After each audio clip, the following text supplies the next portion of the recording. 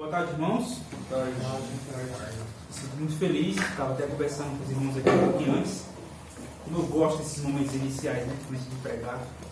É um sentimento que a gente só tem quando está quase subindo. Eu sou muito grato a Deus por pregar esse texto. Esse e o outro passado também, porque são textos que têm mexido muito com o meu coração, realmente me feito para a graça. Gostaria de começar então convidando você a pensar na seguinte história. É uma história fictícia. Era uma vez a história de um homem. Esse homem era cego.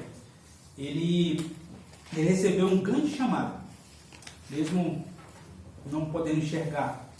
Ele deveria ir percorrer toda a beirada da praia, toda a praia da sua cidade ali, acendendo vários faróis que haviam naquela região. E ele mesmo, como eu disse no início, mesmo sem entender ao certo a dimensão do que ele estava fazendo, ele foi. Acendeu o primeiro, ainda tateando, sem poder enxergar, foi medindo o caminho, usando seus instintos, sem compreender ao certo, foi indo, acendendo farol em farol. E eu não sei se você sabe ao certo a importância, né, de um farol. O farol ele serve muito para, ele servia, né, aliás hoje, porque com os sistemas de navegação tão avançados que existem hoje nos navios, não precisa mais, mas era de grande importância os faróis. Eles serviam para dar direção para aqueles que estavam perdidos, por exemplo, em alto mar, para aqueles marinheiros que precisavam encontrar um porto seguro para poder atracar. E essa era a importância do farol. Agora pense comigo, gente, como muitos homens, como muitos marinheiros foram privilegiados por essa luz, né? Como trouxe direção, como trouxe segurança, como trouxe esperança para aqueles que estavam perdidos ali em um alto mar, em uma turbulência. E ao ver aquela luz, havia esperança ali, achamos um lugar, achamos uma direção, ali tem um lugar seguro para me poder atracar. Isso foi um privilégio para muitos. Como eu disse, hoje não há mais necessidade pelos sistemas avançados de navegação. Diante dessa ilustração, eu queria convidar você a pensar em nós como cristãos. Nós não somos marinheiros, é claro, mas você já parou para pensar o tamanho do privilégio? Você tem compreensão do tamanho do privilégio que hoje nós estamos experimentando como cristãos? Não sei se você já parou e fez essa reflexão. Na minha última mensagem, em 1 Pedro, eu mostrei ali por meio, junto com os irmãos, de que nós temos vários motivos para estar felizes e cheios de esperança.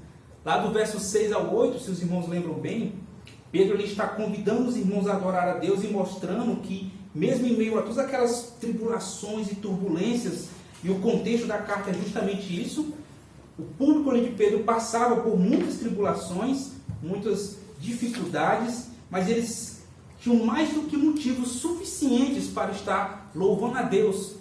Alegria, uma esperança inabalável, uma herança segura no céu, até o dia que Cristo retornasse.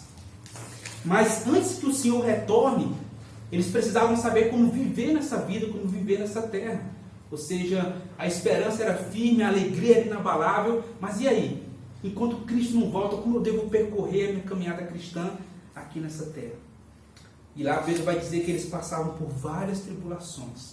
Eu fiquei pensando, é como uma laranja. Parece ser um pouco estranho essa ilustração. Hoje você basicamente abre uma garrafa de estampa e toma um suco de laranja. E há processadores e máquinas que fazem todo o trabalho, mas já pensou como é que era? Você precisava descascar todinho, apertar para poder sair aquele suco. Aí eu fiquei pensando, nossa, o cristão é da mesma maneira. As tribulações vêm sobre nós, elas nos apertam, elas nos esmagam, mas elas não destroem. Ela visa extrair de melhor o que há de melhor em nós. Essa é a ideia de Pedro lá. Elas vêm, elas apertam, elas esmagam as tribulações, elas nos apertam, mas no final a nossa fé, ela sai provada e sai realmente edificada. Ou como diz lá, como o ouro sai purificado depois de ser experimentado pelo fogo. Meus irmãos, assim também é o cristão. Apesar das afrontas, desprezos, insultos, no dia de Cristo, quando Cristo voltar, vai haver essa virada de chave. Ou seja, o choro vai se transformar em louvor, a tristeza vai se transformar em alegria, a aflição vai se transformar em honra e glória nesse dia. nós daremos honra e glória. Nós desfrutaremos de honra e glória. Eu quero ver com vocês nessa tarde sobre isso. O privilégio da graça de Deus. Como título, o privilégio da graça de Deus. Como os marinheiros. Meus irmãos, não foi uma simples luz que foi acesa sobre nós, mas um resplendor de glória raiou sobre mim e sobre você. Muitos homens achavam esperança como viram uma luz de longe, mas eu e você não foi uma simples luz que foi acesa, mas um resplendor de glória. Convido você a abrir lá em 1 Pedro, capítulo 1. Nós iremos ler a partir do verso 10 ao 12. 1 Pedro 1, 10 ao 12. Diz assim a palavra do Senhor. Foi a respeito desta salvação que os profetas indagaram e investigaram. Eles profetizaram a respeito da graça de Deus destinada a vocês, investigando qual ocasião ou quais as circunstâncias oportunas que eram indicadas pelo Espírito de Cristo que neles estava, ao predizer os sofrimentos que Cristo teria de suportar e as glórias que viriam depois desse sofrimento. A eles foi revelado que não para si mesmo, mas para vocês, ministravam as coisas que agora foram anunciadas a vocês por aqueles que pelo Espírito Santo enviado do céu, lhes pregaram o Evangelho. Coisas essas que até os anjos desejam contemplar. Amém? Existem cristãos que não captaram a grandeza da graça de Deus. Nosso texto vai ser dividido em duas partes. Nós iremos ver dos versos 10 a 11. Vamos ver um privilégio ainda não alcançado. Versos 10 a 11, um privilégio ainda não alcançado. E por último, o verso 12. Quero ver junto com vocês um privilégio hoje desfrutado. Então vamos começar, versos de 10 a 11. Um privilégio ainda não alcançado. O verso 10, ele conecta ao que foi dito anteriormente. Se os irmãos lembram bem, Pedro está convidando ali o seu público a louvar a Deus, e há muitas razões para isso. Não vou repetir, já foi visto na última exposição. Ele diz, foi a respeito dessa salvação que os profetas indagaram e investigaram. Como foi que aconteceu isso aqui? É interessante.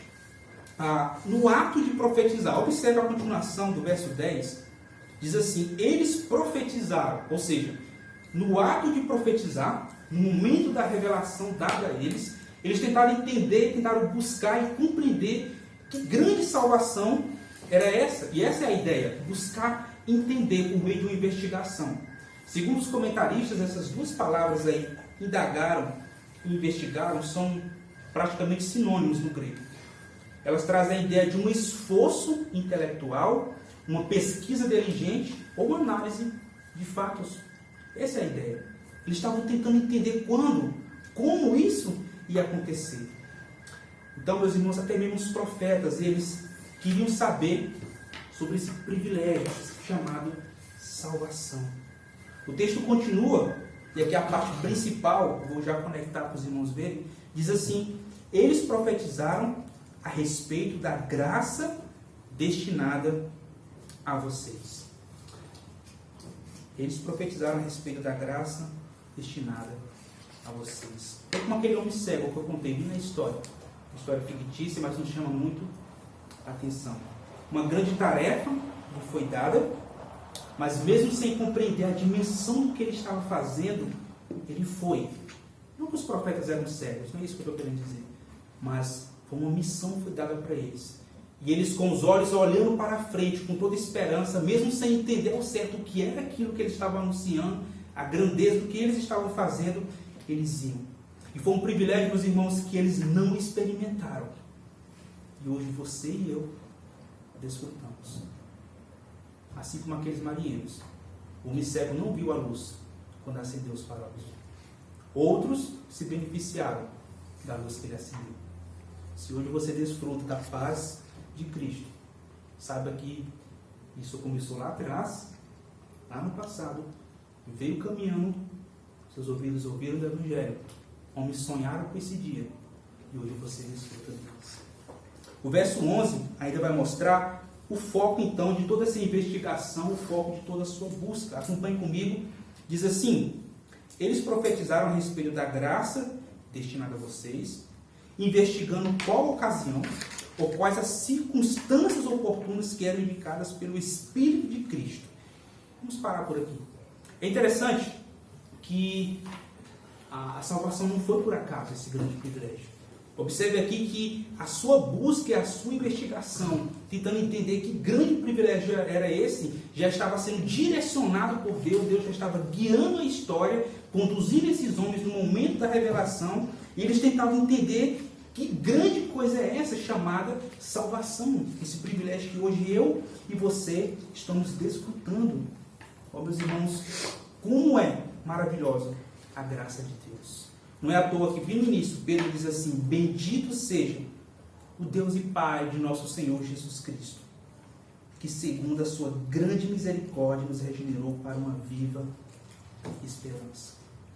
Os profetas sabiam que era uma extraordinária missão que eles estavam fazendo, mesmo sem compreender, mesmo sem entender muitas vezes. É como aquela visão de Isaías. Não significa que Isaías estava vendo Jesus, mas ali era um vislumbre da glória do Messias que ainda viria, e ele estava descrevendo todo o sofrimento do Messias que ainda viria, e a sua esperança estava ali, mesmo sem ver, mesmo sem compreender ao certo a dimensão do que era isso. Os profetas sabiam que era um extraordinário privilégio receber essa visão, ainda que o cumprimento e a consumação estivessem reservados para outros que teriam que vir. Queridos irmãos, eu quero fazer aqui uma rápida aplicação sobre essa parte. Eu creio que aqui há um consolo muito grande para aqueles que estão sofrendo por causa do nome de Jesus. Olha só o que diz, abra lá rapidamente comigo, o capítulo 4, se você está com o seu Bíblia, versos de número 12. Preste atenção nesse texto.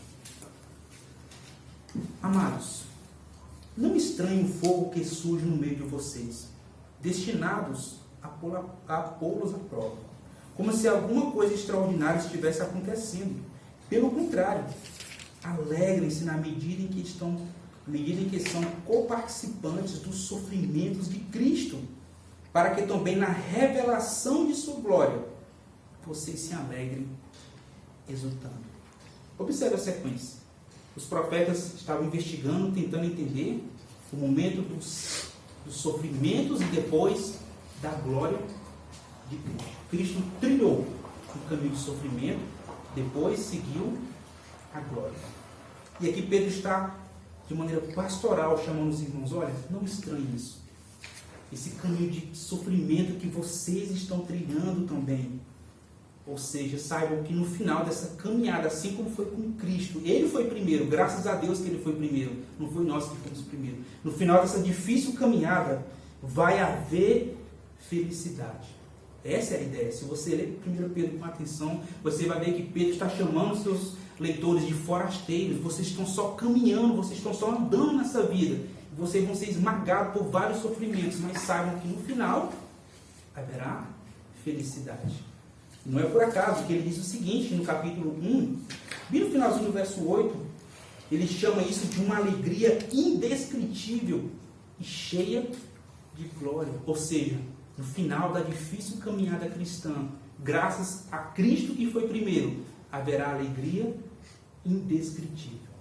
Ou seja, nós vamos experimentar um privilégio que não há palavras para descrever.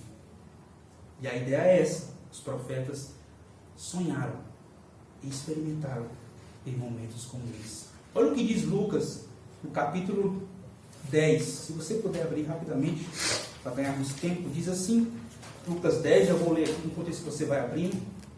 Diz o seguinte, Lucas no capítulo 10, versos, ele vai dizer lá,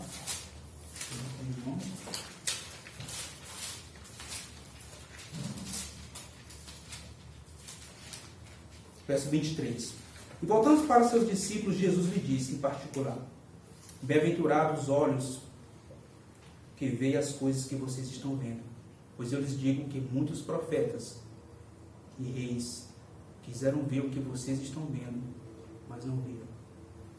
Quiseram ouvir o que vocês estão ouvindo, mas não ouviram. Meus irmãos, que privilégio é esse? que nós estamos experimentando. Homens do passado não puderam experimentar. Tiveram esperança no futuro.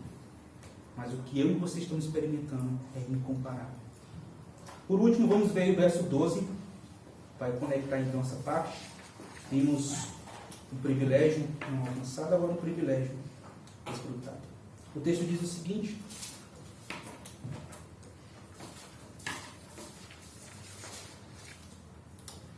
a eles foi revelado que não para si mesmo, mas para vocês, ministrar as coisas que agora foram anunciadas a vocês por aqueles que pelo Espírito Santo, enviado do céu, lhes pregaram o Evangelho. Coisas essas que os anjos desejam contemplar. Observe algumas coisas aqui rapidamente.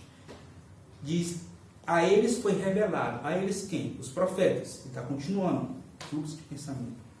Não para si mesmo, mas para vocês. Veja que Pedro está dando ênfase nos seus leitores, ou seja, nós. O momento que nós estamos vivendo hoje da graça. A eles foi revelado, não para si, mas para vocês. Ministravam as coisas. Que coisas? O que diz lá no final do verso 11. Os sofrimentos e as glórias de Cristo. Ele vai continuar. Por aqueles que pelo Espírito Santo foi enviado do céu, lhes pregaram o Evangelho. Vemos aqui, irmãos, então, um paralelo. Você lê com atenção, vai observar que há uma ligação entre o verso 11 e 12, ou seja, entre a geração dos profetas e a igreja hoje, entre o antigo e o novo, mostrando uma salvação anunciada já no passado, mas que foi experimentada, está sendo experimentada hoje. Lá foi promessa e aqui é cumprimento. Irmãos, duas perguntas de reflexão para nós, pensando um pouco sobre o tamanho do privilégio que eu e você estamos experimentando graças ao Evangelho. Primeiro, o que acontece quando o cristão não tem uma compreensão do tamanho do privilégio que ele está experimentando? O que acontece quando você e eu não captamos a graça de Deus? A resposta? Uma fé apática. Um estilo de vida caracterizado por murmuração. Não sei se você já conheceu pessoas assim. Crentes, estou falando de crentes, que vivem reclamando da vida, vivem murmurando uns para os outros. É triste. Parece que essas pessoas não conseguiram captar a grandeza da graça de Deus. Não compreender o privilégio da graça é correr o perigo de sucumbir às tentações. Mas um detalhe, não é que as tentações são atraentes, mas muitas vezes parece que é a nossa visão da graça que é pequena. Quando nós trocamos a graça de Deus pelas tentações, na verdade, é a minha visão da graça de Deus que é pouca e pequena, medíocre. Ó, meus irmãos, hoje nós temos o privilégio de ouvir o Evangelho e desfrutar das boas novas. Que a gente não venha a desprezar aquilo que os anjos desejaram contemplar. Se pudéssemos resumir então isso em uma mensagem para os nossos corações, seria a seguinte: louvemos a Deus, pois esperança e alegria nos foi concedida o privilégio do Evangelho. Permita-me repetir mais uma vez. Louvemos a Deus, pois esperança e alegria nos foi concedida no privilégio do Evangelho. Queridos irmãos, aquilo que foi desejado hoje é uma realidade. Aquilo que muitos desejaram ver, hoje você está experimentando. Não despreze aquilo que os anjos desejaram contemplar. Amém?